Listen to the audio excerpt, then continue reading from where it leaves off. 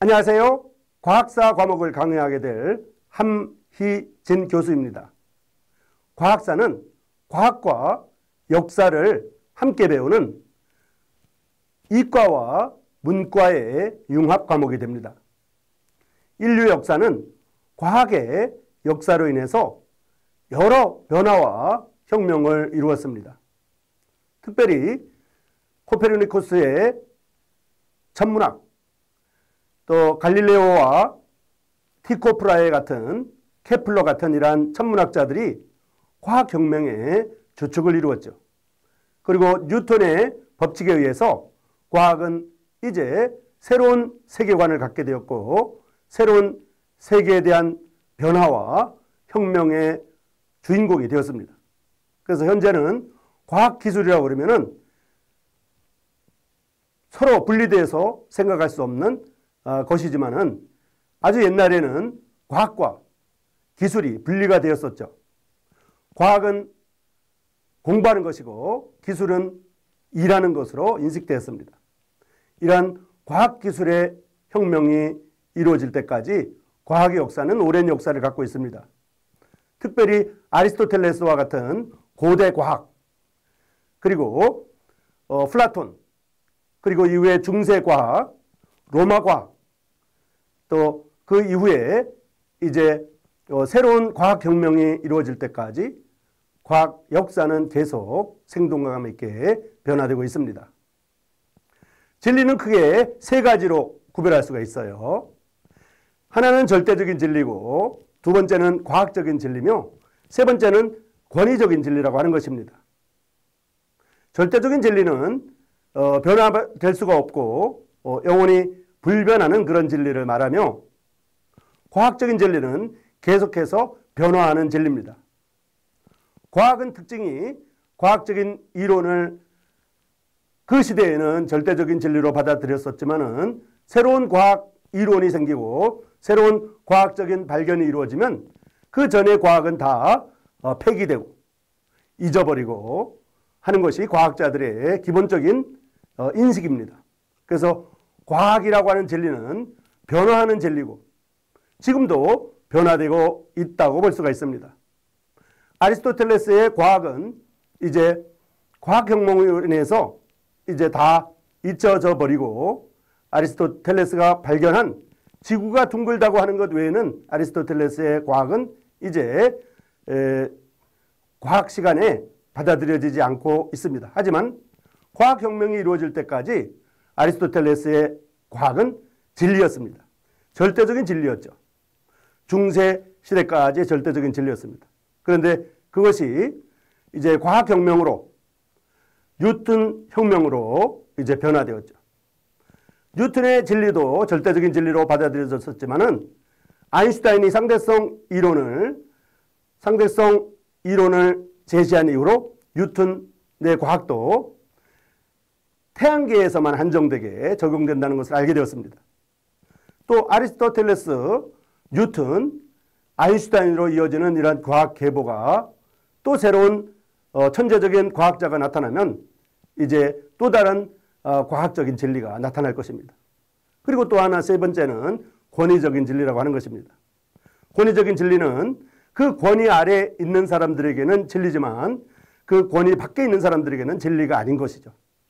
상대적인 진리를 말합니다.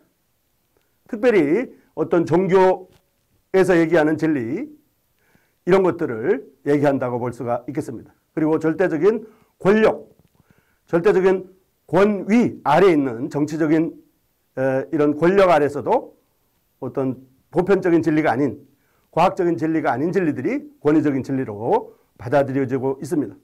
이제 과학사에서는 이러한 과학적인 진리를 다룰 것인데요. 과학적인 진리는 조금 전에 말씀드린 것처럼 변화한다고 말씀을 드렸습니다. 이제 그 목표와 과학사 과목의 목표와 과학사 과목의 어떤 계열에 대해서 말씀을 드리겠습니다. 자, 보겠습니다.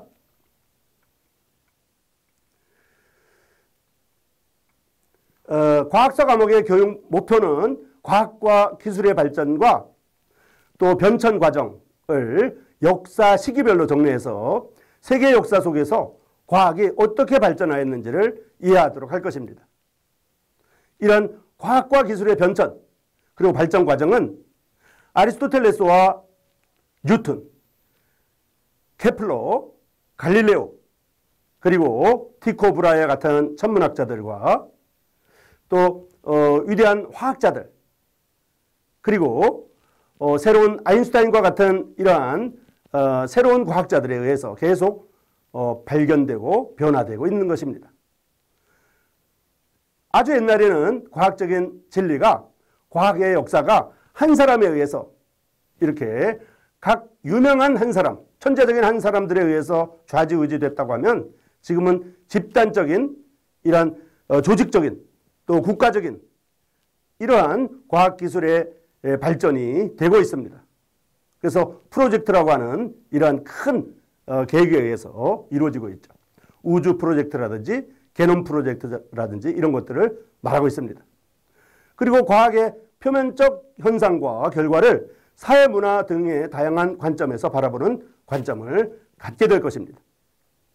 또 과거, 현재의 과학사의 흐름들을 통하여 미래 과학에 대한 예측을 가능하게 합니다.